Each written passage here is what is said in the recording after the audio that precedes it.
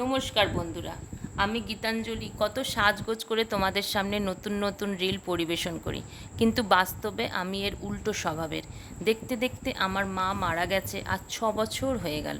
মা মারা যাবার পরই আমি মানসিক অবসাদে ভুগতে থাকি।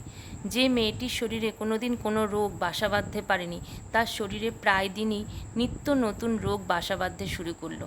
প্রায় দিনই আমাকে হসপিটালে ভর্তি হতে হয়েছিল। ডাক্তার 2-3 ঘন্টা রেখে দেবার পরই বলেছিল এর তো কোনো রোগই নেই। আসলে রোগটা আমার শরীরের নয়, মনের। আমার বাবা আর আমার হাজব্যান্ড আমি যাতে নিজেকে ব্যস্ত রাখি তার জন্য প্রায় জোর করেই আমাকে পুজোর সময় একটা স্মার্টফোন গিফট করলেন, আর বললেন তোমাদের মতো রিল বানিয়ে এবং ভিডিও বানিয়ে নিজেকে যেন ব্যস্ত রাখি। নিজেকে ব্যস্ত রাখার জন্য আমি সবার সম্মতি নিয়ে রিল বানিয়ে তোমাদের সামনে তুলে ধরলাম। তোমরা কোথাও না কোথাও আমাকে রিল বা ভিডিও করার জন্য অনুপ্রাণিত করেছো।